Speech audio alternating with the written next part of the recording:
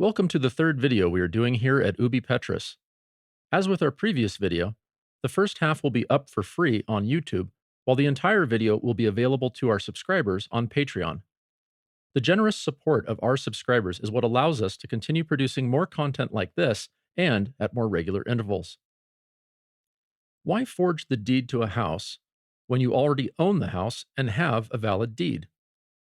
Why forge a marriage certificate when you already have a real one to prove you are lawfully married?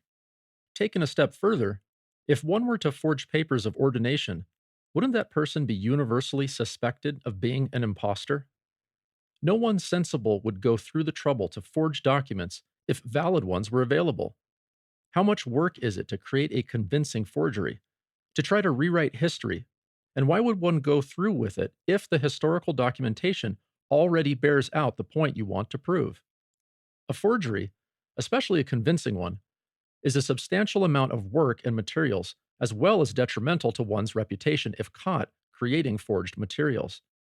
The heavy amount of work needed to create a forgery guarantees that one only goes to the trouble of forgery when real evidence is lacking, and because of this, we can understand something of how the first millennium church interpreted and understood canonical literature and papal writings based on the material some of its more unscrupulous and ambitious members were willing to create for a lack of solid evidence. In other words, if all of those statements from popes like St. Gelasius, St. Leo the Great, St. Hormisdas, and St. Gregory the Great were understood to mean what Satis Cognitum and Vatican I interpret them to mean, there would have been no need to forge thousands and thousands of pages of quotations claiming what Satis Cognitum and Pastor Eternus claim. This all looms large on the horizon whenever a discussion emerges regarding the development of the papacy from a mere synodal head who worked in concert and council with his fellow patriarchs, all the way to a position of universal autocracy with no enforceable limits. Some forgeries took nearly a millennium to be exposed and several more centuries to be accepted as fakes, but like the detonation of an explosive, the effects of the forgeries remain long after they lack potency. In this video, we will discuss the major forgeries that slowly led to the Great Schism due to their initial influence upon the 9th century popes and culminating with the Gregorian reforms in the 11th century.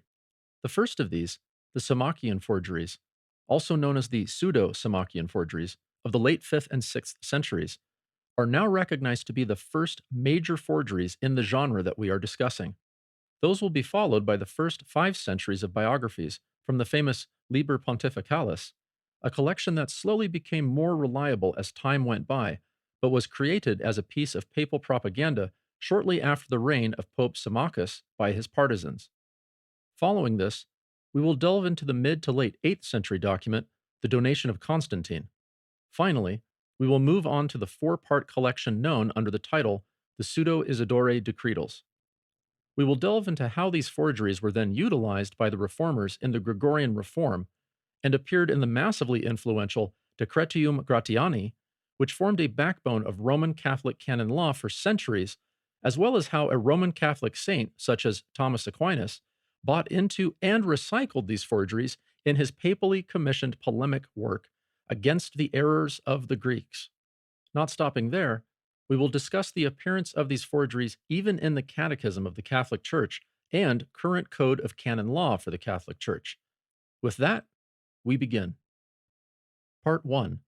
The Pseudo-Symmachian Forgeries. On November 16, 498 AD, Pope Anastasius II, a sympathizer with the Byzantine Emperor's policy on the Henoticon, died.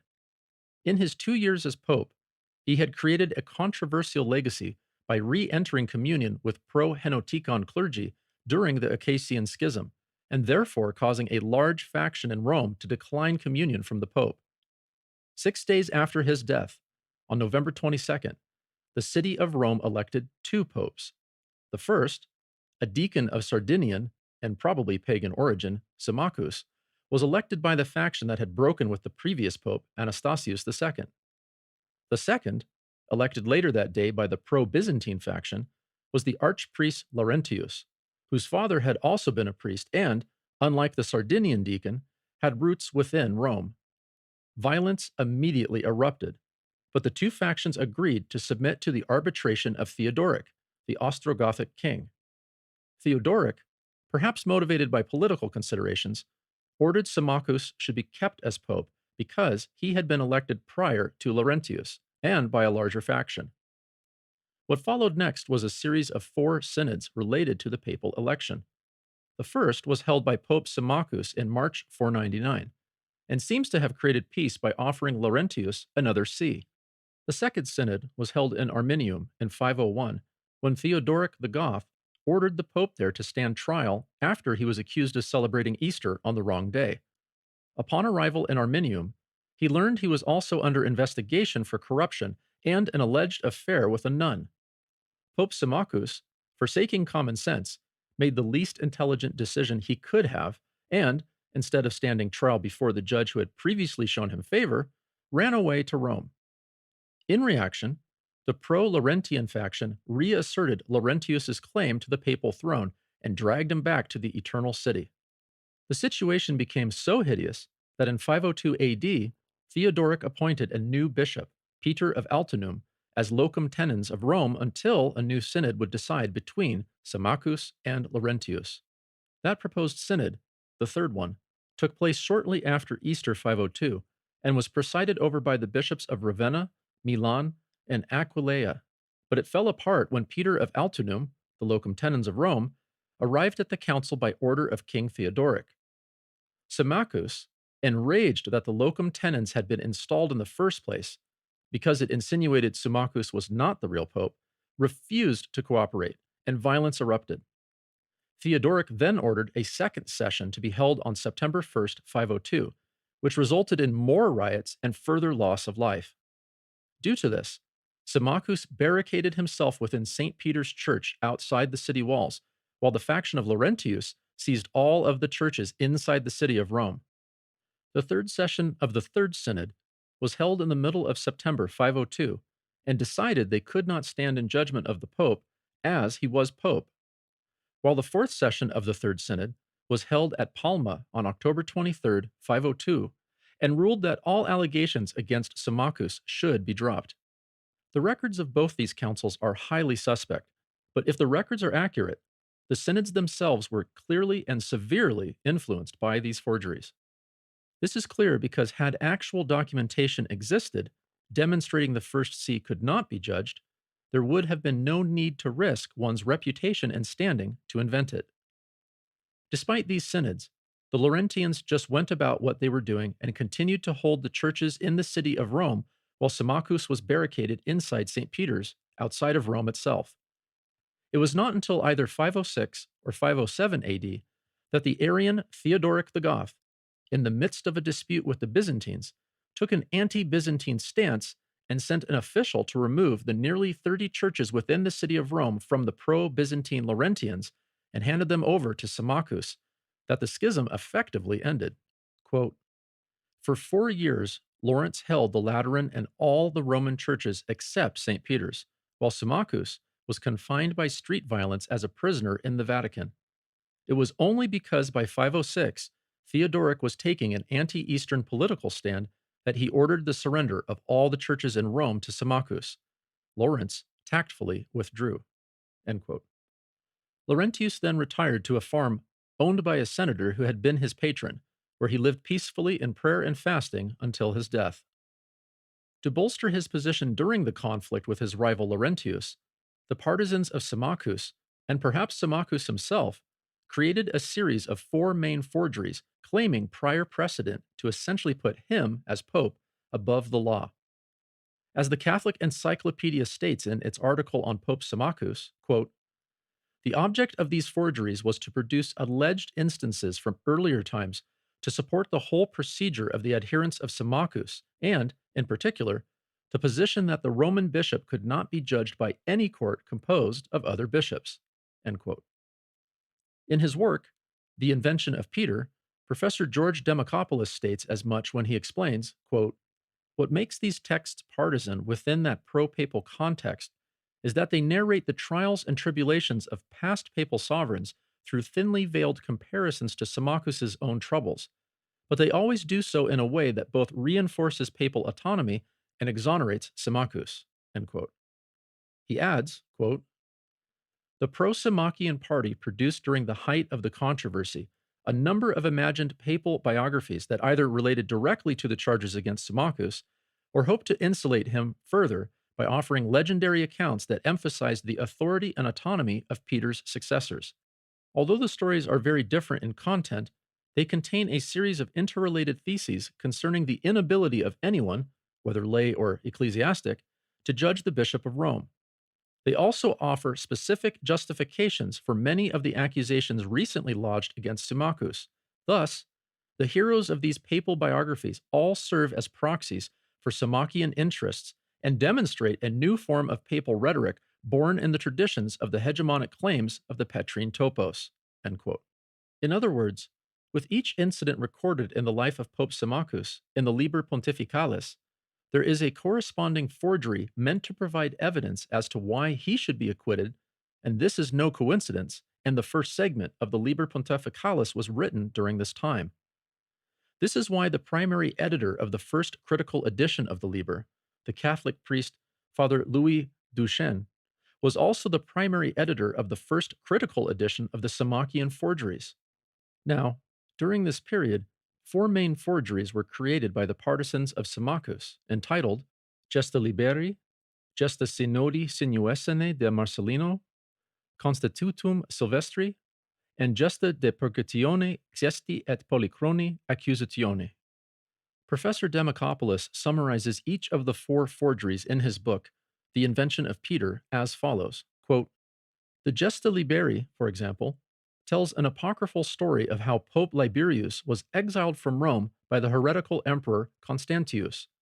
When Easter approached and it was time for the pontiff to perform his annual baptism of catechumens, the citizens of Rome came to him on the outskirts of the city so he could perform the ritual in an Ostian cemetery. Not only does this text provide a papal precedent for performing baptisms outside of the city, as Symmachus was doing at St. Peter's, and claim that the Orthodox catechumens of Rome would seek to be baptized by the authentic pope, it also emphasizes that Liberius had performed these baptisms on the very same site that St. Peter had performed baptisms, when he was the Bishop of Rome. In other words, the Gesta Liberi carefully makes a narrative link between the baptisms of the historic Peter, a previously exiled but holy pope, and Symmachus, who was at that time performing baptisms in the church that housed the relics of St. Peter. End quote. Symmachus, barred from entering the city by the Laurentians, is forced to hold the yearly baptism of catechumens outside the city at a shrine and not in the city's main cathedral, so a precedent was invented to explain why this was not only acceptable, but preferable. But it does not stop there.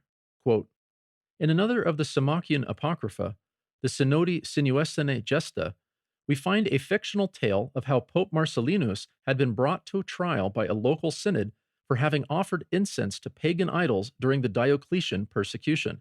At the moment when the synod was about to pass judgment against the pope, a miraculous voice was heard by all to proclaim, Prima sedes non iudicabitur a quoquam. The first see will not be judged by anyone. Here again, papal biography serves as a narrative weapon to insulate Symmachus from his enemies, namely the First Synod of 502, which had been ordered by Theodoric to evaluate the charges against Symmachus. The biography invents the account of a divine voice proclaiming papal sovereignty because the reality of the present circumstances demonstrates just how limited Symmachus' authority really was. End quote. You will remember that at the second and third sessions of the Third Synod, mentioned above, it was decided that the Pope could not be judged. What almost certainly occurred was either the synod acts are themselves forgeries, which is possible, or the synod was simply working off of the forgeries themselves and believed them to be authentic. The reason it is one of either 2 of those options is synods make decisions based on prior precedent, and, as mentioned, there would be no reason to create forgeries had there been real prior historical precedent for what those forgeries were claiming. In other words, why forge the deed to a house when you already own the house?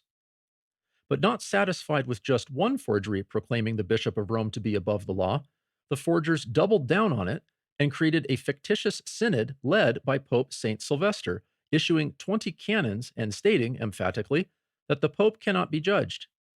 As Democopoulos states, quote, in the Constitutio Silvestri, yet another narrative proxy for Symmachian concerns, we find a similar injunction, nemo enim dejudicet primum sedem, no one, indeed, can judge the first see, which is designed to insulate the papacy from both secular and rival ecclesiastical interferences.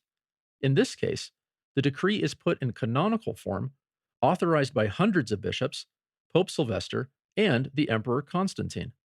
The text maintains that a cleric can be accused only by a peer, meaning a bishop can be accused only by another bishop, not by a priest or deacon, and that the Pope can be accused by no one. The text also stresses the importance of celebrating Easter in unity and emphasizes the Pope's role in determining the date of Easter. As with the other texts, these matters relate directly to Symmachian concerns and offer a counter-narrative to Laurentian accusations and Symmachian humiliations. End quote. As pointed out earlier, Symmachus had been summoned by Theodoric in 502 to answer accusations that he had celebrated Easter on the wrong day. Using an older Roman calculation, he had actually celebrated it about a month prior to Laurentius, who was using the Eastern or Nicene calculation. But you do not need calculations when the Pope himself can simply determine the date and everyone must simply obey. Again, if there were actual historical precedents for the first see not being judged by anyone, why were these not brought up as evidence? Why was forgery immediately resorted to? The reason is because there were no historical precedents for it. It should be noted that this statement, the first see can be judged by no one, first appears in the Symmachian Forgeries. Despite claims that the same theme is found in Pope St. Gelasius shortly before, an inspection of his letters do not reveal anything like it, as Gelasius's concern was papally ratified ecumenical councils being overturned. The statement, the first see can be judged by no one, is then repeated in the Pseudo-Isidorian Decretals, the Liber Pontificalis, and then in various canonical collections to the point that it is part of Roman Catholic canon law to this very day at Title 1404. As Davis notes in the introduction to his translation of the first 8 centuries of Lives in the Liber Pontificalis, quote, this material was forged about 502 to support Symmachus's claim to the papacy against that of Florence, by producing, with other matters, historical precedents for the claim that councils were not competent to pronounce judgment on the incumbent of Christendom's first see. Symmachus's refusal to accede to the council which attempted to depose him could thus be justified. The principle enunciated, prima sedes animine judicator, would be of considerable interest to later canon lawyers, and the Liber Pontificalis is our proof that within a generation these forgeries had come to be accepted as genuine history. End quote. Another accusation brought against Symmachus that was to be addressed by the synod held by Theodoric the Goth in 502 at Riminium, and before Symmachus ran away prior to defending himself, was that he had been corrupt in his handling of church property, and that he had been romantically involved with a nun. Democopoulos summarizes it thus, quote, in some cases, the narratives of the Symmachian Apocrypha are so similar to the accusations against Symmachus that one wonders if they ever fooled anyone. The Gesta de Xisti Purgation, for example, notes that Pope Sixtus III had been accused by wealthy Roman landowners of poorly managing church property and of having an adulterous affair with a nun. During the trial that exonerates Sixtus, a trial in which the Emperor Valentinian III presides, accompanied by the entire Senate and clergy of Rome, the body of the council, once again, refuses to pass judgment on the pontifex. But more important, the Bishop of Rome is made to be the emperor's proxy, to literally sit on his chair, and to serve as the city's leading moral and legal constituted authority in his absence. End quote. The Symmachian forgeries proved to be popular and rapidly spread. The statement that the first see is judged by no one suddenly showed up during this time, and in the writings of 2 saints, Enodius Pavia and Avitus of Vienne. They were both influenced by what they thought were genuine works, but were in fact recent fabrications and simply parroted. Eric Ibarra makes a big to-do about this in an article on his blog entitled The first see is judged by no one. Historical and critical review of Bishop Athanasius Schneider's op-ed for Rorate Caeli. Mr. Ibarra gets these from Thomas William Ayles's work, The See of Peter. In that article, the quotation appears as this, quote, God perchance has willed to terminate the causes of other men by means of men, but the prelate of that Roman see he has reserved without question to his own judgment. It is his will that the successors of the blessed Apostle Peter should owe their innocence to heaven alone, and should manifest a pure conscience to the inquisition of the most severe judge God. Do you answer, such will be the condition of all souls in that scrutiny? I retort, that to one was said, Thou art Peter, and upon this rock I will build my church. And again, that by the voice of the holy pontiffs, the dignity of his see has been made venerable in the whole world, since all the faithful everywhere are submitted to it, and it is marked out as the head of the whole body. End quote. Thus says St. Enodius. Mr. Ibarra then follows with what is actually several snippets pasted together, and not actually an entire quotation from a letter by St. Avitus of Vienne on the same topic. Quote, we were in a state of anxiety and alarm about the cause of the Roman Church, inasmuch as we felt that our order, the Episcopate of Gaul, was endangered by an attack upon its head. What license for accusation against the headship of the universal Church ought to be allowed? As a Roman senator and a Christian bishop, I conjure you that the state of the Church be not less precious to you than that of the Commonwealth. If you judge the matter with your profound consideration, not merely is that cause which was examined at Rome to be contemplated, but as, if in the case of other bishops any danger be incurred, it can be repaired. So if the Pope of the city be put into question, not a single bishop, but the episcopate itself will appear to be in danger. He who rules the Lord's fold will render an account how he administers the care of the lambs he entrusted to him. But it belongs not to the flock to alarm its own shepherd, but to the judge, God. Wherefore, restore to us if it be not yet restored, concord in our chief. End quote. Mr. Ibarra then finishes with a quotation that, in the work by Ailes, is claimed to be from the Council of 499, but the citation in Monzi says immediately at the top that it is from the so-called Palma Synod, which was the fourth session of the Third Synod held in October 502, as can be seen on the screen. Mr. Ibarra continues, quote, the person, Symmachus, who was attacked ought himself to have called the council, knowing that to his see in the first place the rank or chiefship of the Apostle Peter, and then the authority of venerable councils following out the Lord's command, had committed a power without its like in the churches. Nor would a precedent be easily found to show that in a similar matter the prelate of the aforementioned see had been subject to the judgment of his inferiors. End quote. Two of these three statements were written after the council, and the third was from the final council in 502 AD, the one in which the locum tenens appeared and Symmachus refused to cooperate. By that time, the accusations against Symmachus were nearly 3 years old.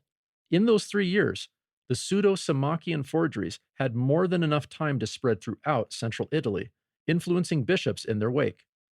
After a long quotation from Trevor Jalons, Mr. Ibarra continues and expresses, quote, those who forged these Symmachian documents were appealing to even earlier centuries where popes were deemed above the judgment of all inferiors, but they are held by historians to be spurious accounts.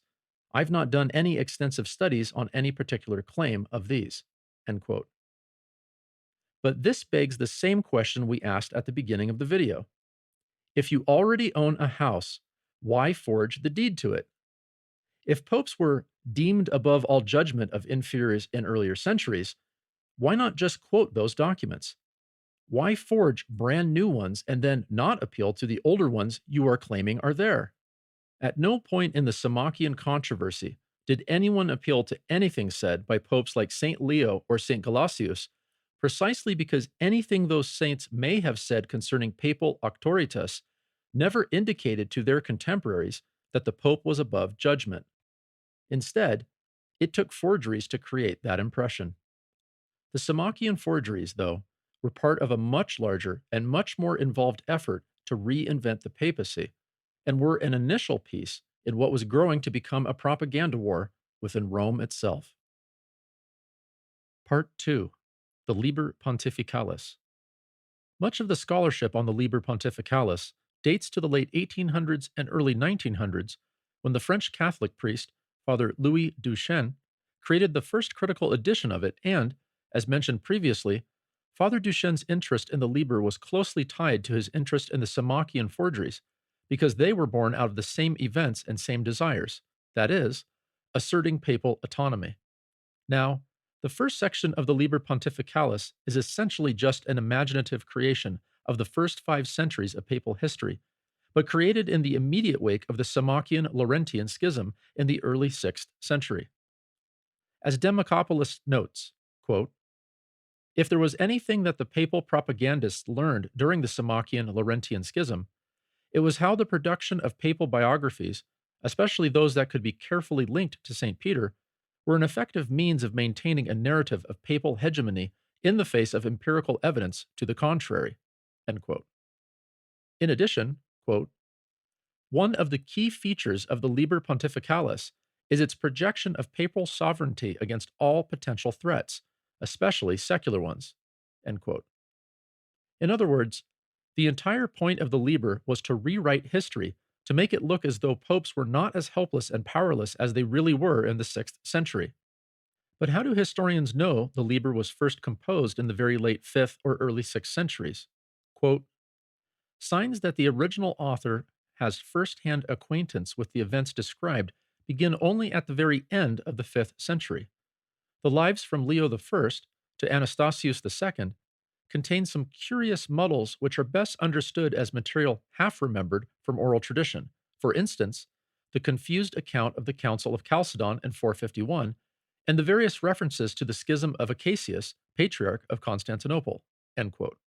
But the authors got some of their information from previously existing lists of popes, some containing sparse historical data, as well as information regarding the possessions of the Church of Rome, and those form the core of the Liber.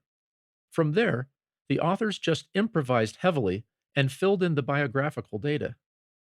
In its article on the Liber, the Catholic Encyclopedia states the compiler, quote, "made use of 2 ancient catalogues or lists of the popes, taking from them the order of succession, the chronological data, and also certain historical notes. These lists were the so-called Catalogus Liberianus and a list of the popes that varies in length in the manuscripts, and perhaps depends on the Catalogus Liberianus for the period before the middle of the 6th century. The Catalogus Liberianus is so called because it terminates with Pope Liberius. It has reached us in the so-called Chronographus Anni, an ancient manuscript that contains the valuable lists of the Depositio Martyrum and the Depositio Episcoporum. In the Catalogus Liberianus, there are already short historical notices of some popes: Peter, Pius, Pontianus, Fabianus, Cornelius, Lucius, Xistus, Marcellinus, and Julius, which were taken over by the author of the Liber Pontificalis. For its list of the earliest popes, the Catalogus Liberianus was able to draw on the papal catalogue given by Hippolytus of Rome in his Liber Generationis. Though even this list is not the oldest list of popes, it is probable that from the beginning of the 2nd century there was already a list of popes, which contained short historical notices and was afterwards continued." End quote. One of those pre-existing corpuses the compiler can refer back to is the Symmachian Forgeries. Speaking of the influence of them on the compiler of the Liber, Davis writes, quote, "Our compiler inserts material from them, with no discernible polemical motive, at what he will have believed were the historically correct points in the lives of the 4th century Marcellinus and Sylvester. Hence, the fictitious councils held under Sylvester depicted in the murals at San Sebastiano on the Via Appia outside of Rome, and in that of Xistus III. The forged material contains various disciplinary canons supposed to have been passed by church councils. The Liber Pontificalis is quite prepared to wrench these from their already fictitious context and scatter them on no apparent principle through a large number of the lives. In addition, he seems to have had more material of this kind not known to us, or invented by himself. This he treats in the same way. The result is that no material of this kind in the Liber Pontificalis before the 6th century can be trusted unless confirmed elsewhere. End quote. Davis, not fazed by what most would consider bald-faced lying, takes a much more lighthearted and humorous view of the Liber's early authors and their willingness to lie, saying, quote, "There is no point in deploring the mendacity of a compiler who is prepared to invent material to fill the lives before his own time. We should rather be thankful that he gave the lead to the continuators who would preserve analogous and genuine information in the later lives. The historian thus has to discount a great deal of fiction in the earliest parts of the Liber Pontificalis, but the material retains its value for bringing us into contact with beliefs held in the early 6th century by those of no great learning, with the developments taking place in the genre of hagiographical literature and with the working methods of a chronicler at that time." End quote. The Liber, though, forms a basis for later forgeries in that it creates the outline for the decretals in the Pseudo-Isidore, quote, "And the false decretals themselves owe some of their inspiration and material to the Liber Pontificalis. It is no coincidence that the consular dates assigned in them to fictitious early papal letters are only genuine when the councils are mentioned in the Liber Pontificalis." End quote. Part 3. The Donation of Constantine. Sometime in the mid-8th century, perhaps no later than 760 AD, an anonymous cleric either at the Lateran in Rome or in the kingdom of the Franks penned a two-part forgery. This forgery, depicted in 13th century painting in the chapel of St. Sylvester in the Church of the Four Crowned Saints in Rome, is probably the most famous of all forgeries in church history and is known as the Donation of Constantine. The Catholic Encyclopedia states, quote, "It is addressed by Constantine to Pope Sylvester I and consists of two parts. In the first, entitled Confessio, the emperor relates how he was instructed in the Christian faith by Sylvester, makes a full profession of faith, and tells of his baptism in Rome by that pope, and how he was thereby cured of leprosy. In the second part, the Donatio, Constantine is made to confer on Sylvester and his successors the following privileges and possessions.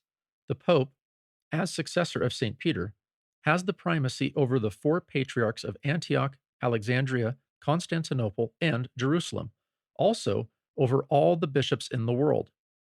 The Lateran Basilica at Rome, built by Constantine, shall surpass all churches as their head. Similarly, the churches of St. Peter and St. Paul shall be endowed with rich possessions. Moreover, the emperor makes a present to the pope and his successors of the Lateran Palace, of Rome and the provinces, districts, and towns of Italy, and all the western regions. The document goes on to say that for himself, the emperor has established in the east a new capital, which bears his name, and thither he removes his government, since it is inconvenient that a secular emperor have power where God has established the residence of the head of the Christian religion. The document concludes with maledictions against all who dare to violate these donations, and with the assurance that the emperor has signed them with his own hand and placed them on the tomb of St. Peter. This document is without a doubt a forgery, fabricated somewhere between the years 750 and 850 AD. It is so clearly a fabrication that there is no reason to wonder that, with the revival of historical criticism in the 15th century, the true character of the document was at once recognized. End quote. The sources for the documents are clear.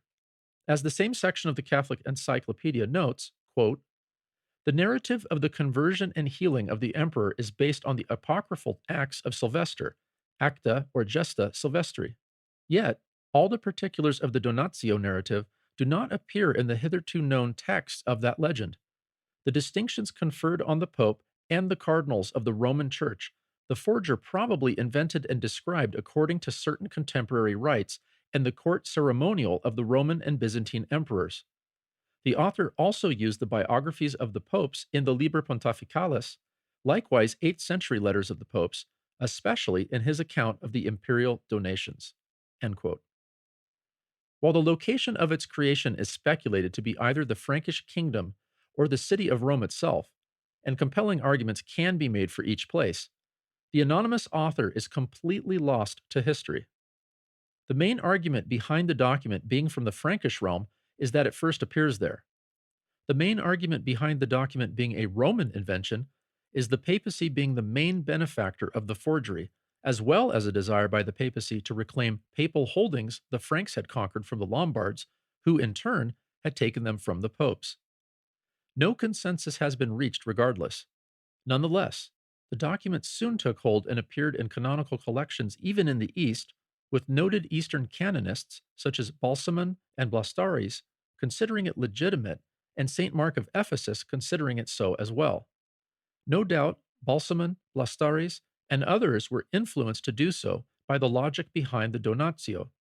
The emperor had given primacy to Rome because it was the head of the empire, so the emperor could and did give primacy to Constantinople, as First Rome had been reckoned to have fallen away, leaving only Constantinople, or New Rome, as the sole inheritor of church leadership.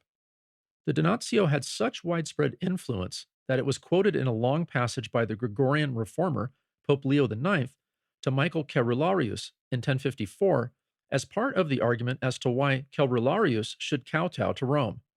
It also appears, often, in an altered form, in many manuscripts of the Pseudo-Isidore Decretals, and is even quoted within the Decretals. The work was so influential that when Pepin met the Pope, he dismounted and led the Pope's horse on foot, as that is what Constantine is claimed to have done in the Acta Silvestri and Donatio. Scenes from the Donatio is painted in the chapel of St. Sylvester in the Church of the Four Crowned Saints in Rome, as well as again in the old St. Peter's Hall of Constantine, pictured here and painted by Giulio Romano, who had been a student of the famous painter and architect Raphael. Now, the document is not long, it is actually fairly short. Combined, the two parts run only about 10 pages, and a link to them can be found in the video description below. Figures as early as the Holy Roman Emperor Otto III in the 10th century, as well as Nicholas of Cusa in the 13th century, John of Torquemada in the 15th century, and Erasmus of Rotterdam in the 16th century, had all expressed doubts about it, but it was not until the year 1440 AD that Renaissance humanist, priest, and scholar of classics Lorenzo Valla put forward the first argument formally demonstrating the text to be a forgery via linguistic, historical, and textual analysis, and entitled it De falso credita et ementita Constantiani donatione, or Discourse on the Forgery of the Alleged Donation of Constantine. Valla's book was put on the index of forbidden books by the Catholic Church, but later voices, such as the Roman Catholic Baronius in the 16th century, further forwarded Valla's conclusions as the quotations above demonstrate. The Catholic Church now regards the work as a forgery. Part 4. The Pseudo-Isidore Decretals. Despite the donation of Constantine being the most famous work of forgery, it is not necessarily the most influential. That would go to the Pseudo-Isidore Decretals, more commonly known as the False Decretals. Though many works have been written on the False Decretals, among them the very popular book by E. H. Davenport entitled, rather unimaginatively, The False Decretals, a tremendous amount of scholarship on them has been done since Davenport published his work in 1916, and so the work we will be quoting from most extensively in this section is Papal Letters in the Early Middle Ages by Detlev Jasper and Horst Fuhrmann, published in 2001. Fuhrmann, considered to be the world's expert on the Pseudo-Isidorian Decretals until his death in 2011 at the age of 85, was a medievalist and professor at the University of Tübingen and the University of Regensburg, as well as the president of the prestigious Monumenta Germaniae Historica from 1971 to 1994, and president of the Bavarian Academy of Sciences, the Austrian Academy of Sciences, l'Académie des Inscriptions et Belles-Lettres, and the Medieval Academy of America, as well as being a fellow of the British Academy. His voluminous writings on the topic, originally in German, have slowly made their way into English and have formed the foundation for all the recent work on the false decretals. Unlike the donation of Constantine, to which no clue concerning the author's identity remain and heavy debate rages concerning the place of composition, for the false decretals, various identities have been floated, but more as a compiler and organizer of the project than an actual scribe, and these typically focus around various abbots such as Paschasius Radbertus, but the location of the majority of the composition is largely settled on the monastery at Corbie in north-central France, while the date of composition is almost certainly between 847 and 852 AD. As for why it was done, Furman states the academic consensus, quote, "The most widely accepted opinion today holds that the forger or forgers are to be sought in the circle of the adherents of Abo or the opponents to Hincmar of Reims, and that all so-called Pseudo-Isidorian forgeries originated in one place in the western Frankish realm or in connection with it." End quote. Now, the earliest traces of them are in 852, when Thigod of Trier attempted to claim the role of primate over the other metropolitans, an office created by Pseudo-Isidore. Again, in 852, we see Hincmar of Reims gathering his clergy into council or promulgating statutes, two of which are from the Pseudo-Isidore. From there, popularity for the false decretals spread rapidly throughout Gaul before winding up, as far as can be told, directly in Rome with little to no indication they appeared anywhere else prior to their discreet adoption and usage by Rome in the 860s. Though early polemics placed the composition solely in the lap of Rome, the impetus for their creation seems fairly clear in that the rule of law had broken down in the Frankish kingdoms, particularly under Louis the Pious.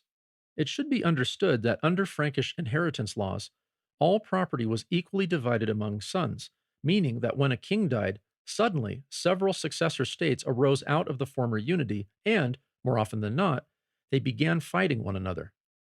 Added into this, major Viking raids had begun in 841 with the sack of Rouen, and again in 845 with the siege of Paris. Quote, "One speaks of the period after Charlemagne as that of the dissolution of the empire. The central authority dwindled, fragmentary realms arose, the insecurity of rights became a preoccupation, and legal structures were increasingly being destroyed by the incursions of the Northmen. Powerful secular rulers on all levels intervened rigorously in ecclesiastic organizations, alienating the property of the church. Between 818 and 845, bishops in significant numbers were deposed or driven from their sees, and secular judges tried clerics in criminal trials. Reforming synods achieved little with their calls for reform, and no improvement could have been expected after the breakup of the empire in 843. Even the chief instrument of secular legislation, the capitularies, which were supposed to have effect in the entire empire, had grown weak." End quote. Another commentator, though one of far less repute than Furman, and writing in the early 1900s, E. H. Davenport adds, quote, "In those recurrent civil wars, whenever a bishop found himself upon the losing side, he was inevitably robbed by the winning side. Moreover, priests were sometimes murdered and bishops often falsely accused and condemned by secular, not ecclesiastical, tribunals. There was as little respect for the church's servants as for its property." End quote. The churchmen, desperate to see the halt to the slaughter and kangaroo courts their fellow clerics were regularly put through in the midst of what sounds like utter chaos and social upheaval, invented the decretals. In such situations, it is normal for an all-encompassing nostalgia for the simpler times to develop, and as the forgers had no real source for such nostalgia, they simply invented it. Quote, "The Pseudo-Isidorian forgeries are often placed in the context of a reform effort arising from a world awash with legal uncertainty. They concerned themselves with far more than ecclesiastical jurisdiction. They wrote about the liturgy, the sacraments, and marital law, further sketching an image of the vita primitiva, which has been called a vision of a church in a golden age." End quote. In addition to the chaos coming directly from the civil wars, the power of the metropolitans was stifling to the point that all other bishops were simply the metropolitans' lackeys. Davenport comments, quote, "Charlemagne, in reviving the old canon law, which was replete with rules for the rights and duties of the metropolitan archbishop, may have given new life to the order itself. But he was too autocratic to allow the metropolitans to become powerful. It was not until the weekly rule of Louis the Pious that they found an opportunity for self-aggrandizement, after which their rise to power was rapid.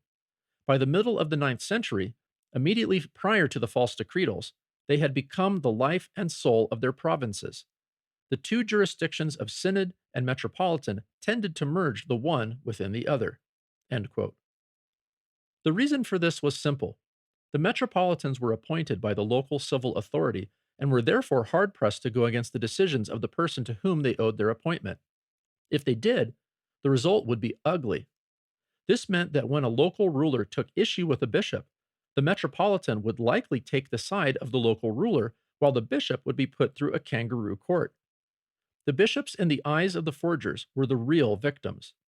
As figureheads of ecclesiastical power, the bishops were soon sold out by their metropolitans from above, while simultaneously being subverted by their chorepiscopi from below.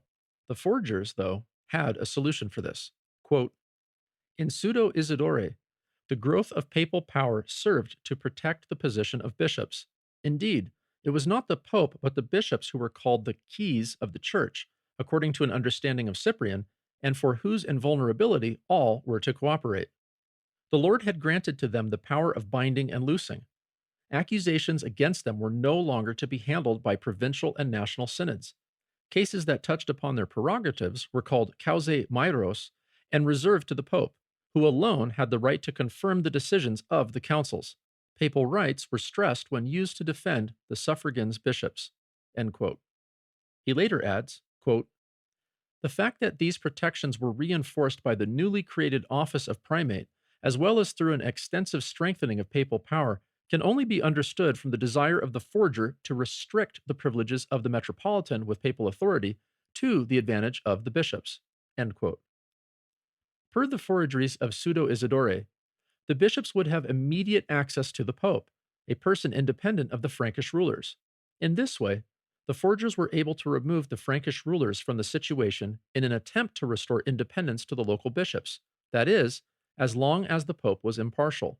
Further, as mentioned earlier when referring to Thigode of Trier, the false decretals create a new office above the metropolitan, that of the primate, and they state that in the largest city of each old Roman province, the bishop there was to be named the primate, and he would rule over the metropolitans and keep them in check. But in the minds of the forgers, even the office of primate could be overruled by the Pope of Rome. Pseudo-Isidore also has an axe to grind with the chorepiscopi, whom he sees as contenders and underminers of bishops, which is why he relegates the chorepiscopi to the rank of simple priests, thus nullifying the competition. The lengths the forgers went to protect a bishop were stunning. Quote, a significant goal of the forgeries was to protect suffragans bishops from intervention by the metropolitans, the provincial synods, or the secular power. Trial procedure and the possibility of deposing bishops are rendered immeasurably difficult. For example, no layman, no subject, no alien or freed man, no one who is an enemy of the bishop, no one infamous, could accuse the bishop, particularly not before a secular court. End quote. If an accusation were made against a bishop, it would take no less than 72 witnesses to condemn the bishop. Further, at any point in the investigation and trial, the accused bishop could appeal to the pope, who could overrule the current trial and then set up his own. This contradicts the Sardican canons, which state that a bishop can only appeal to Rome after the verdict is given. Further, according to the canons of Sardica, Rome's role was purely as a review court deciding whether or not the appeal deserved to be heard. If the answer was yes, then the appeal would have to be sent to a province adjacent to the condemned bishop's own province and be heard by bishops there, perhaps with Roman clerics joining the judges. Another step Pseudo-Isidore takes is known as the acceptio spoilii, meaning that when a bishop is deposed, they cannot have their property taken from them, nor can they be removed from their see or imprisoned until Rome has ruled on it. This, however, is not in the Sardican canons at all, which simply states that a bishop who appeals to Rome cannot be replaced by another bishop until Rome has rejected his appeal or that the appeals court in the adjacent province has twice condemned him. Now, though we refer to Pseudo-Isidore as he, it was not just one forger who created the forgeries commonly known under the appellative Pseudo-Isidore. This was a concerted effort that required a team, or perhaps several teams, operating under the direction of a head or committee. As Furman notes, quote, the vast extent and skilled preparation make it unlikely that a single person created the forgeries. Instead, we must assume a circle of forgers with access to a rich library producing and distributing products of highly various types. End quote. Furthermore, what we call the collection of forgeries, commonly called Pseudo-Isidore, is actually a group of forgeries, and it is the fourth part of these forgeries, which is also the largest, that is properly known as Pseudo-Isidore due to that section's introduction claiming to be written by a certain Isidore Mercator, or Isidore the Merchant, although there are manuscripts with the name written as Isidore Peccator, or Isidore the Sinner, which has led some experts to believe the appellative of Mercator is purely a scribal error that simply gained ground early on. This Isidore soon became associated with the 7th century bishop Saint Isidore of Seville for reasons that will be discussed later on, but the collection commonly known as Pseudo-Isidore is typically broken into 4 parts. Part 1, the Collectio Hispana Gallica Augustodenensis. Part 2, the so-called Capitula Angel Romni. Part 3, the Capitulary Collection of Benedictus Levita. And Part 4, the Pseudo-Isidorian Decretals. Further evidence the forgeries were produced in the same place or within a close vicinity, and by teams answering to a head or a committee, is that they appear in one another and play off of one another as if they were all developed in conjunction. Being as each section of the false decretals deserves its own description, we will now delve into all 4 parts. The first section is known as the Collectio Hispana Gallica Augustodunensis. The Spanish canon law, known as the Collectio Hispana, began to circulate within Frankish Gaul and then became known as Collectio Hispana Gallica. This then was used by the forgers who went through and edited it, both improving the Latin, occasionally removing canons while adding others, and adding to existing ones, oftentimes through merging together different canons and adding in small amounts of new material to make 2 or more canons appear as if they were discussing one canon and the same topic, thus giving a new meaning and intent to said canons. This new forged collection, known as the Collectio Hispana Gallica Augustodunensis, is the first of the 4 parts of the false decretals. It should be noted that in the other 3 sections of the false decretals, whenever a writer cites canons, they are cited from the forged Hispana Gallica Augustodunensis almost exclusively. The second section, known as the Capitula Angel Romni, is named after Bishop Angelram of Metz and claims to be a letter sent to him by Pope Hadrian I, who died in 795 AD, and is therefore also occasionally known as the Capitula Hadriani. It is comprised of 71 or 72 sayings that have been slightly adapted and is occupied with the question of how you deal with accusations against the episcopate. Quote, a major source of the Capitula Angel Romni is Roman law, specifically in its Visigothic redaction, among others, this Breviarium Alaricianum and its Epitomi Parisiensis and Aegidae, Sentiente Pauli. But other sources are the Dionysio Hadriana, Cassiodorus's Historia Tripartita, and other sources also drawn upon in the false decretals. End quote. The third section, called the Capitulary Collection of Benedictus Levita, also known as Benedict the Deacon, is a collection of 3 books and 4 additiones, and claims to be written by a Deacon Benedict who was commissioned by Archbishop Otgar of Mainz. The compiler claims they found almost all of their materials at the library at the Church of Mainz. Now, about 25% of his material is actual legitimate quotations, with the other 75% being forgeries. According to Furman, the sources consisted of, quote, the Bible, councils, decretals, Roman law, Germanic codes, penitentials, writings of the Fathers of the Church, more recent theological writings, the Dionysio Hadriana, Irish canon collections, and so on. On the whole, the circle of sources is smaller, but in some cases, he used a broader body of material than the forgers of the Pseudo-Isidorian Decretals drew upon. For example, besides a series of synods that are not exploited in the false decretals, he used the Breviatio Canonum of Fulgentius Ferrandus, the Collectio Vetus Gallica, from which he took early Frankish councils, extensive Roman legal sources, and Capitula Episcoporum, which were, surprisingly, omitted by the Pseudo-Isidorian Decretals. End quote. The fourth and final section of the false decretals is the Pseudo-Isidore Decretals, and using the Liber Pontificalis as their backdrop, the forgers were trying to fill in the blanks. Quote, the Liber Pontificalis, in particular, is exploited as a historical guide, insofar as Pseudo-Isidore creates decretals for popes on the basis of the entries which he finds here on the activities of individual popes, and fills those decretals with his constructions. End quote. In other words, when the Liber Pontificalis states a council was held by Pope X in year Y, Pseudo-Isidore creates the decrees of this council. When the Liber mentions Pope X also wrote a letter to Bishop Z, Pseudo-Isidore creates said letter using snippets from the sources listed above. Taking this into account, it can be broken down as follows.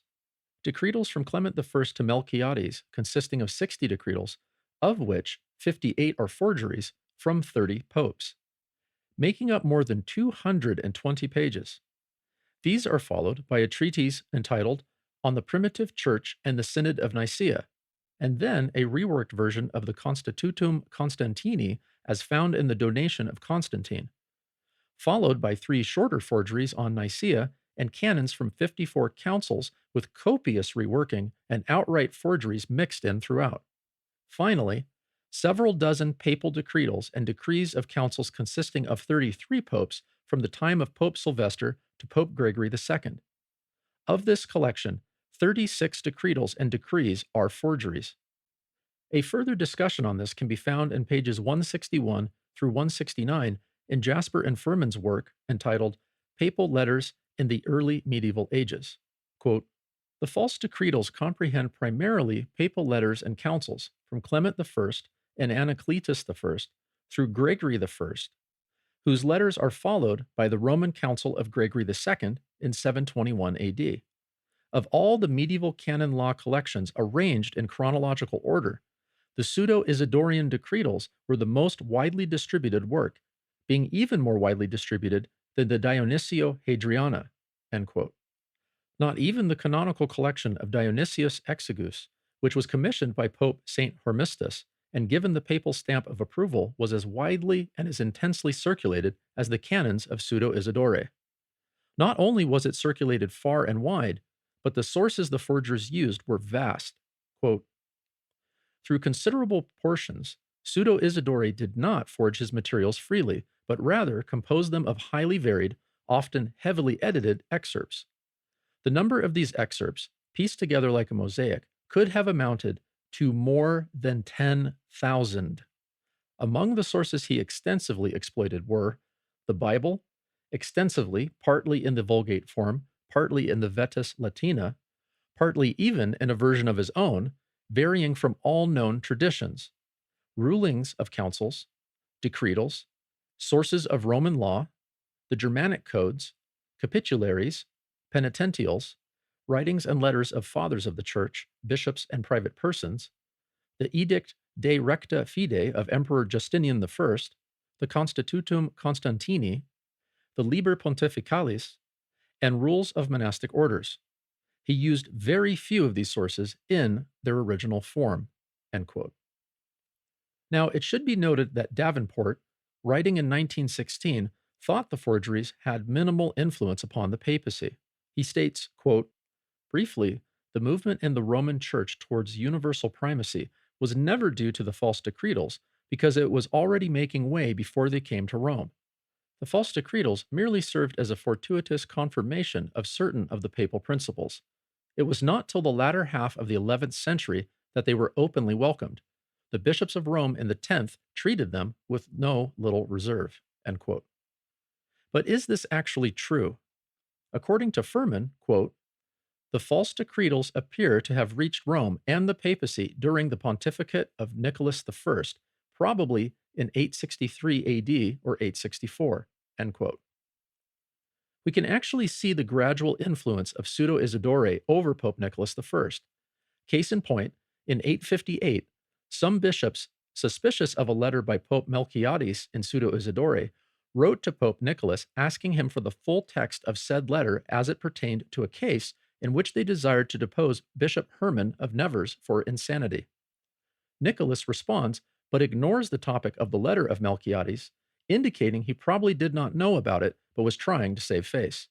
Fast forward 4 years when Bishop Rothad II of Soissons appealed to Pope Nicholas I after being deposed by Hincmar of Reims, and we suddenly see a series of clear examples that Nicholas had not only received the false decretals, but had embraced them fervently.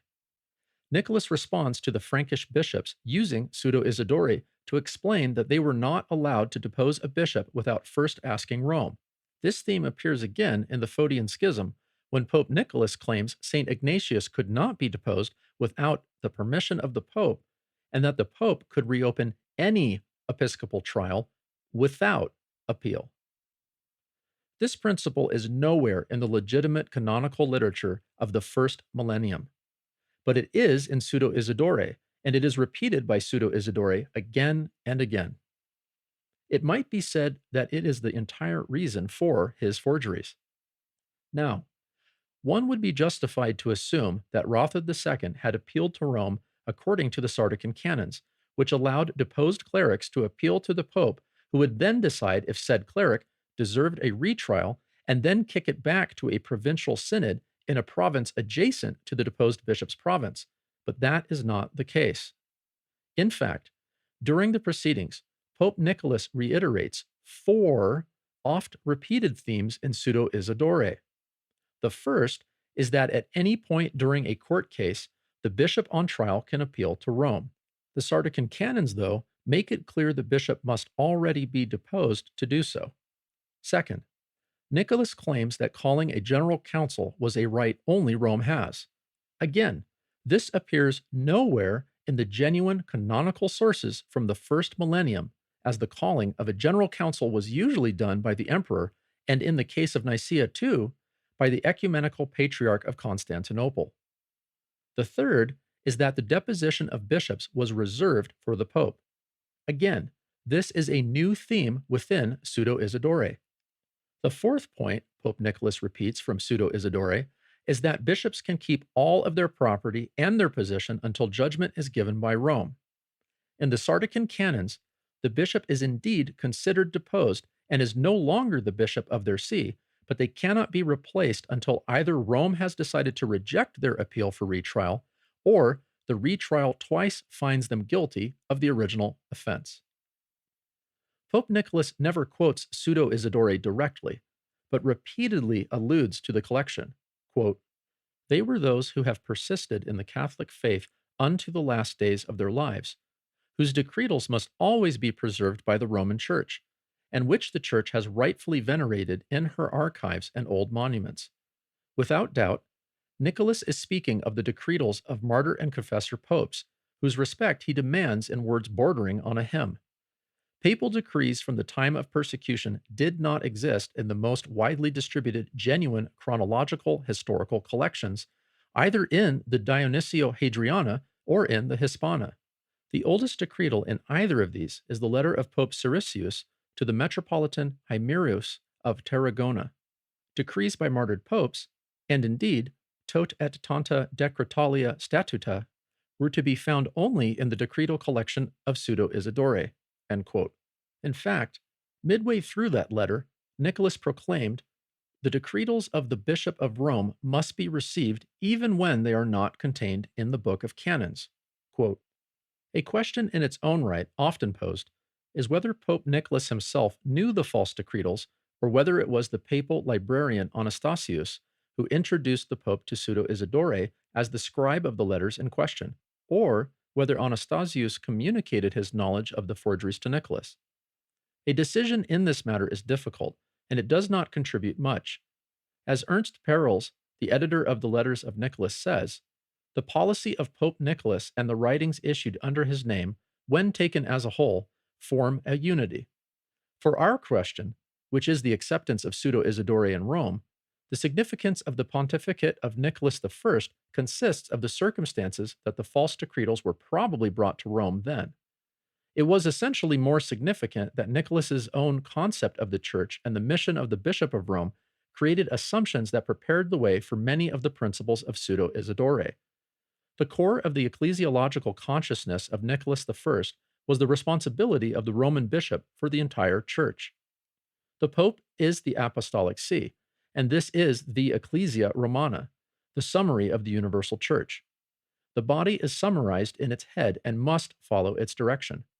To document this attitude and his decisions, Nicholas did not need to resort to the forgeries, but it was precisely due to their congruence with his concepts that the Pseudo-Isidorian Decretals entered Rome not as a stranger, but as a confirmation of many of the papacy's own convictions.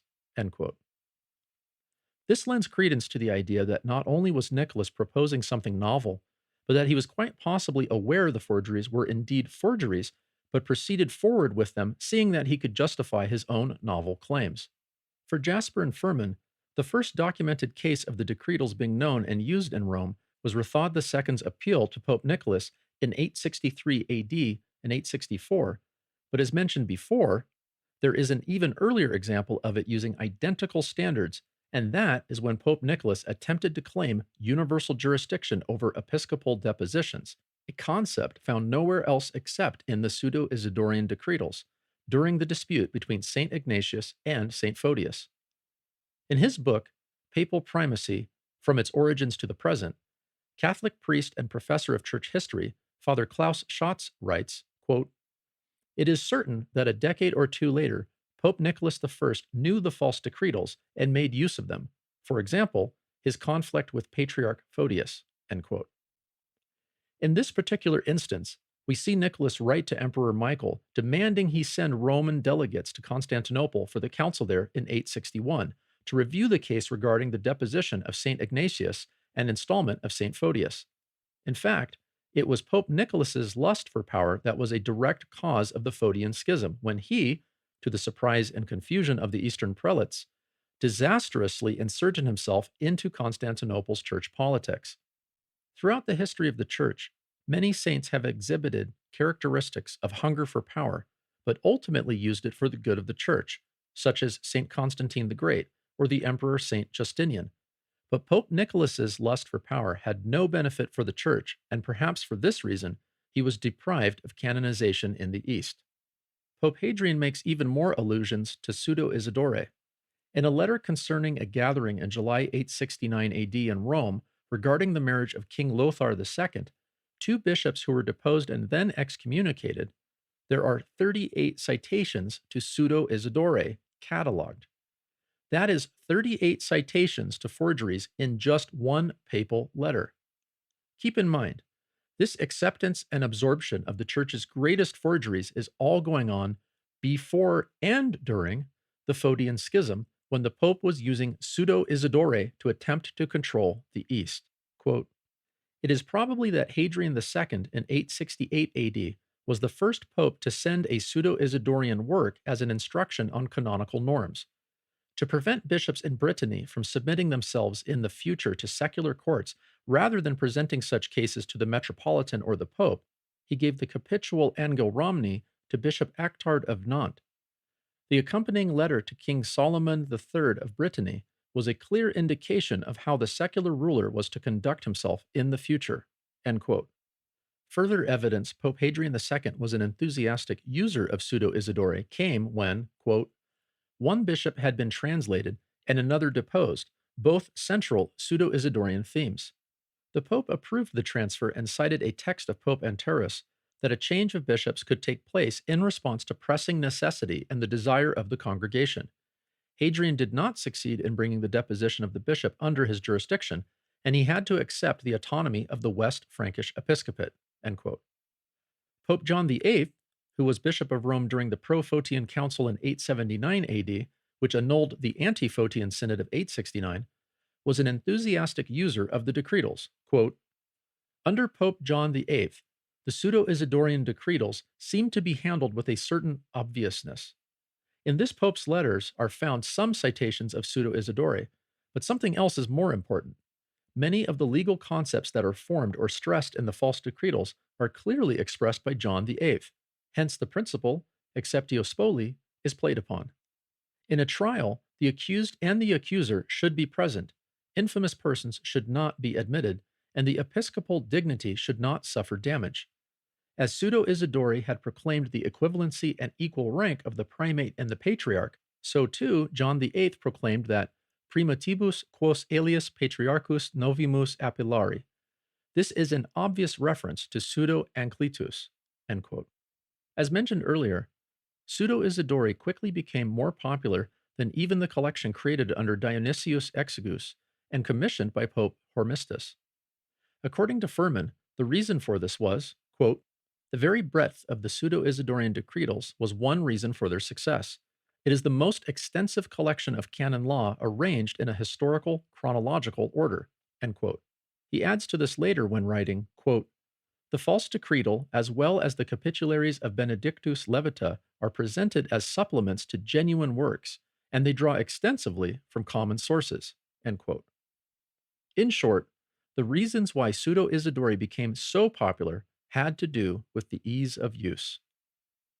Part 5. The Gregorian Reforms and Beyond. After the tumultuous and morally bankrupt reign of Pope Benedict IX, reformers within the Roman Curia began a long journey towards ending corruption via vastly expanding papal power and jurisdiction. Their main goals were the ending of simony, clerical marriage, and investiture, that being the secular authority handing to the bishop the symbols of their authority. This movement, typically known as the Gregorian Reforms and named after Pope Gregory VII, who reigned as pope from 1073 AD to 1085, predated Gregory VII. In fact, the first major example of this was Pope Leo IX, who, upon taking office in 1049, immediately held a series of councils in Cologne, Aachen, Mainz, Saxony, and Reims, in which clerical marriage and simony were condemned. When the Patriarch of Constantinople, Michael Cerularius, closed down Latin churches in Constantinople for using unleavened bread, Leo IX responded by sending a letter to the Byzantine Emperor Michael I, claiming Cerularius had no right to do so, and bolstered his claim to his own universal reign by citing a gigantic section of text from the donation of Constantine. Even Leo IX's emissary, Cardinal Humbert, who placed the bull of excommunication onto the altar of the Hagia Sophia during liturgy, was himself an ardent supporter of not just the reforms being pushed, but the novel theology behind it. This is clearly seen in the work De Sancta Romana Ecclesia by Cardinal Humbert. Father Klaus Schatz, a Catholic priest and professor of church history, in commenting on this work, writes, quote, what is new here is not the set of individual elements, terms, and associations, but their ordering and the overall conception. Their very concentration and complexity yields a new, comprehensive picture in which the Roman Church is no longer merely the center and bond of unity, but the very source and origin of all churches. Primacy has become the central point for understanding what the Church is and, at the same time, the source of the Church's entire life. End quote. The next clear indication of the mounting reforms were in 1059 AD, when Pope Nicholas II, after waging a war against his papal rival Benedict X, used the donation of Constantine to give Richard of Aversa to Capua and Robert Guiscard with Sicily, Apulia, and Calabria, and did so citing the donation of Constantine. Nicholas II's successor, Alexander II, was another reforming pope and is most notorious for giving the papal blessing to William the Conqueror before his invasion of England in 1066. With William was sent a letter from the Pope to the English hierarchs ordering them to be obedient to the new Norman rulers. Immediately after the invasion, Pope Alexander II made his old teacher, Lanfranc of Bec, the new Archbishop of Canterbury. It was Lanfranc of Bec who, in his role as Archbishop of Canterbury, introduced the Pseudo-Isidorian Decretals into England. There's no solid evidence of them in the British Isles prior to Lanfranc taking up the primatial see in England. With the death of Alexander II, Hildebrand of Sovana was elected pope in 1073 AD and became known as Gregory VII, and it is to him that the appellative Gregorian reforms is typically attributed. Now, Gregory VII was not a newcomer to the reform movement. He had been closely associated with its members from his first years as a monk. In fact, when Leo IX was elected pope, in his entourage that came to Rome was Hildebrand. Hildebrand was also the head of the delegation to Mainz that obtained the election of Pope Victor II. While still the Archbishop of Milan and prior to his election as pope, Alexander II worked closely with both Peter Damian and Hildebrand to end simony and clerical marriage. Hildebrand, despite being outside of Rome on diplomatic work at the time of the election, was a key player in Nicholas II being named pope over and against his papal rival Benedict IX. Moreover, when Nicholas II invested Guiscard and Aversa with various territories in southern Italy, citing the donation of Constantine, Hildebrand was present with him. So, it should be stressed that Hildebrand was very much an insider and very much involved with several previous popes who were pushing the Western Church in a very specific direction based largely on forgeries. The difference between those previous popes and Hildebrand, now Gregory VII, was how he packaged it and presented it. Father Klaus Schatz states, quote, "This is especially evident in Gregory VII's conception of papal primacy. An aggressive and compact expression of his consciousness of his papal power appears in his Didactus Papae of 1075 AD. This document became a virtually unrivaled symbol of a papacy whose claim to sovereign power caused it, practically speaking, to appear as a replacement for Christ. In fact, it inevitably produces this impression on the reader. The underlying tone of the entire document emerges in the statement that the Pope alone can do everything in the Church. Without him, nothing can be validly or legally done. There appear to be absolutely no limits to papal authority." End quote. It should be noted that they came to this conclusion due to an imagined past forged out of forgeries. The increased usage of Pseudo-Isidore, usually via other canonical collections, which in turn passed the forgeries onto other collections and so on, is evidence of this. As noted earlier, Pseudo-Isidore attempted to create an imagined golden age in the past to which the contemporary church should aim for. The famous Didactus Papae of Gregory VII, a document broken into 27 titles, 24 of which focus on the papacy, contains numerous borrowings and allusions to forgeries. Titles 3, 13, 14, 20, 21, 24, and 25 are direct borrowings or allusions to points in Pseudo-Isidore, while titles 8, 9, 11, 12, 22, 26, and 27 are either directly or loosely from the donation of Constantine. The same for titles 18, 19, and 23 being from the Symmachian Forgeries. In all, at least 17 of the 27 titles are derived from forgeries. So key were forgeries for this that not only were the donation of Constantine and Pseudo-Isidore used, but also Pseudo-Symmachus. You will recall that the statement, quote, "The first see is judged by no one," end quote, takes its root in the Symmachian Forgeries. That phrase shows up in the Didactus Papae of Gregory VII. Father Klaus Schatz notes, quote, "The peculiar statement about the holiness of the papal office, by which the Roman pontiff indubitably becomes holy through the merits of Blessed Peter, has been given widely differing interpretations. It first appears in the work of Bishop Ennodius of Pavia around 502 AD in the context of the controversies surrounding Pope Symmachus and the statement prima sedes a nemine iudicatur. Ennodius took Symmachus' side and declared that the Pope could not be judged because he had received Peter's holiness along with his office." End quote.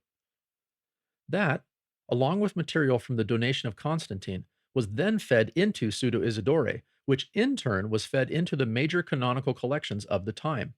We see this build up early on in the 890s with the Collectio Anselmo Dedicata, which has 1,980 chapters, and 507 are from Pseudo-Isidore.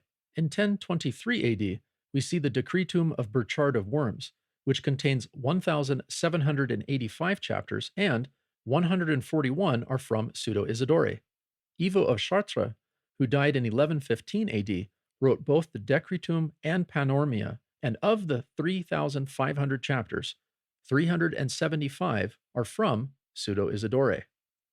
An immensely important canonical collection during the Gregorian reforms, known as the Diversorum Partum Sentiente, has 315 titles, and 124 were from Pseudo-Isidore. The anonymous but highly influential canonical collection known as the Collection in 74 Titles, compiled between 1050 AD and 1075, is yet another. The very first of the 74 chapters is dedicated to the supremacy of Rome and provides 20 papal decretals concerning it, but 8 of those 20 chapters are forgeries from the Pseudo-Isidore Decretals. The prolific canonist and nephew of Pope Alexander II, Anselm the Younger of Lucca, compiled the 12-volume work Collectio Canonum between the years 1081 AD and 1086, the first volume of which is completely dedicated to Roman supremacy, but overall, of the 1,149 chapters in his multi-volume work, at least 264 chapters are taken directly from Pseudo-Isidore. Likewise, the collection of Deus Dedit has 1,173 titles, and 143 are from Pseudo-Isidore. Because of this, Pope John XIX and Benedict IX used Pseudo-Isidore specifically, but were far outpaced by Pope Urban II, who simply went crazy with them. And it did not stop there either. By the mid 12th century, the topic of canon law had become so dispersed and difficult to keep track of that a monastic jurist named Gratian organized the then current canons into what became known as the Concordia Discordantium Canonum, or Harmony of Discordant Canons, due to the fact it attempted to harmonize contradictory canons while providing commentary on them. It is known more commonly as the Decretum. It, with 5 other texts, is an integral part of the Corpus Juris Canonici, and it, too, was infiltrated by forgeries.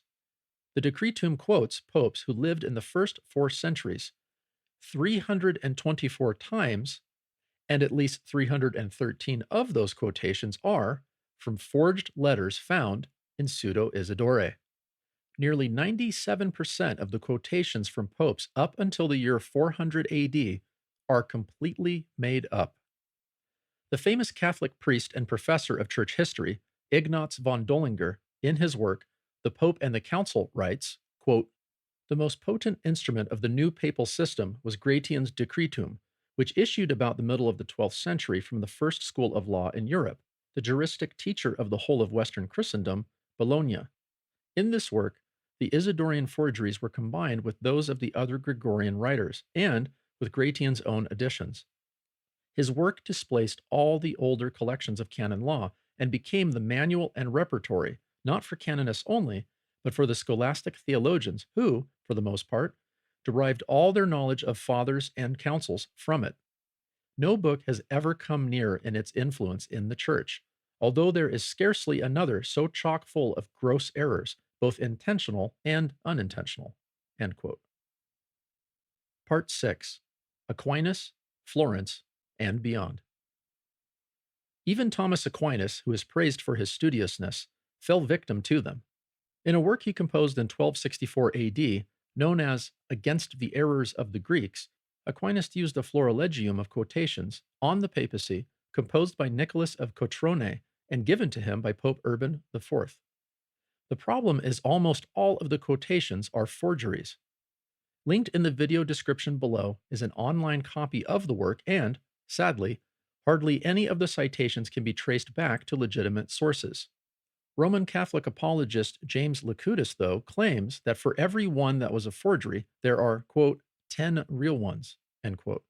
That begs the question of where those 10 real ones were when Aquinas was attempting to prove the papacy to the Eastern Orthodox. Why didn't he use those supposed real ones, and why did he have to resort to forgeries if it was already so clearly within the Church Fathers? The reason is the crystal clear proofs he needed were not available in legitimate quotations, so he had to resort to fallacious sources. Jean-Pierre Terrel, who wrote a multi-volume work entitled St. Thomas Aquinas, The Person and His Work, writes that, quote, "This florilegium interested Thomas, even though it was not critical enough, used doubtful attributions, and amplified text with the personal glosses of the compiler, who bent the text in the direction of Latin theology. But owing to an a priori confidence in the Greek fathers' teachings in matters of faith, Thomas abstained from contradicting them and sought rather to detach the true doctrinal content from the sometimes doubtful assertions. The second part is unhappily compromised by its a priori confidence in the text. Examining it more closely, on four specific questions concerning the procession a filio, the primacy of the Pope, the Eucharistic celebration with unleavened bread, and purgatory, Thomas is clearly forced to rely more on the texts that are closer to Latin theology, when in fact, these are often only glosses foreign to the Fathers. End quote. Marcus Plested, the author of the book Orthodox Readings of Aquinas, points out, quote, the Contra Errores Graecorum is not, as might appear from the title, a systematic treatise by Thomas on the question. It is, rather, Thomas's expert opinion on a rather poor collection of texts, many of which are distorted or of dubious authenticity, produced by Nicholas of Catrone, a native of what is now Durrës in Albania. Nicholas, a Unionist bishop, produced the collection at the request of the Emperor Theodore Lascaris. Very likely, he drew on earlier Florilegia. Pope Urban IV requested Thomas's judgment on the Libellus de Fide Sanctae Trinitatis, about which he evidently harbored suspicions. It is much to be regretted that Thomas did not exercise his customary care for the accuracy of his sources in analyzing this tawdry work. It may be that he took such a task to be outside his brief. End quote. As a side note, prior to giving that Florilegium to Aquinas, Pope Urban IV had used it when writing to Byzantine Emperor Michael Palaeologus in an attempt to convert him to Catholicism. But the influence of the forgeries did not end there. To cite Ignaz von Dollinger, quote, from the beginning of the 14th century, the spurious passages of St. Cyril and forged canons of councils maintained their ground, being guaranteed against all suspicion by the authority of St. Thomas. But then the contest between the Council of Basel and Pope Eugenius IV evoked the work of Cardinal Torquemada, besides some others of less importance. Torquemada's argument, which was held up to the time of Bellarmine to be the most conclusive apology of the papal system, rests entirely on fabrications later than the Pseudo-Isidore, and chiefly on the spurious passages of St. Cyril. The Pope is infallible.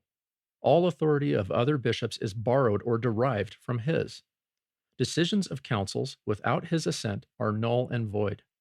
These fundamental principles of Torquemada are proved by spurious passages of Anacletus, Clement, the Council of Chalcedon, St. Cyril, and a mass of forged or adulterated testimonies. In the times of Leo X and Clement III, the cardinals Thomas of Vio, or Cajetan, and Jacobazzi followed closely in his footsteps. Melchior Canus built firmly on the authority of Cyril, attested by St. Thomas, and so did Bellarmine and the Jesuits who followed him. End quote. Forgeries again become key at the Council of Florence, where St. Mark of Ephesus, often maligned for claiming the Catholics were using forgeries, has ultimately been proven right. Catholic priest and head of St. Cyril and Methodius Byzantine Catholic Seminary, Father Christian Capis, writes, quote, though there was no way to produce critical editions at the time, the conflicts served to entrench Mark in his theological interpretation of the Filioque and ultimately led to a general suspicion of all the Latin patristic authorities unavailable in Greek. In fact, the second leading orator, Bessarion, was only won over to the Latin side through the citation of a spurious text attributed to the authority of a 4th century pope. End quote. Catholic apologists will oftentimes claim Bessarion's entire conversion to Catholicism was due to a supposed unified witness of church fathers east and west. But Father Capus, a scholar, is saying quite the opposite. He is pointing out it was a forgery that caused Bessarion to give in to Rome. In the same paper, Father Capus also points out that, quote, Mark's suspicions of Latin scholarship were also justified by arguments of Cardinal Julian Cesarini, who claimed the addition of the Filioque permissible on the authority of an earlier pope. Alas, it was this that proved to be the turning point in the debate with the Greeks. The argument was made that because post-Nicene popes added to the creed, this allowed for further innovations. The Greeks knew of no such text and were utterly demoralized by its supposed authenticity. As it turned out, the text was a fake. End quote. What Father Capus, a Catholic priest and scholar of church history in Eastern Christianity, is saying is it was forgeries that did it. The merits of the Catholic case were not defensible when based on legitimate texts, and so fallacious sources had to be resorted to. The issue, though, is not simply the removal of such texts and then everything goes back to normal, but that Catholic canon law and theology has been built around the lens that these forgeries created. In other words, the Catholic Church, at least on a dogmatic level, views legitimate sources through the lens created by the illegitimate sources. So simply removing the forgeries is not enough. It would require a revamping of their paradigm. Despite that, one glaring forgery is still there in the Catholic Code of Canon Law and is taken directly from the Symmachian Forgeries. Quote, "The first see is judged by no one." End quote. One must ask, if this were truly found in legitimate canonical sources, why would they need to resort to the quotation of a known forgery? This concludes the second half of Forged by Forgeries, The Road to the Great Schism. We here at Ubi Petrus want to thank you, our generous Patreon subscribers, for your support. It is because of your support that we will be able to continue to produce videos with content such as this, and at much more frequent intervals.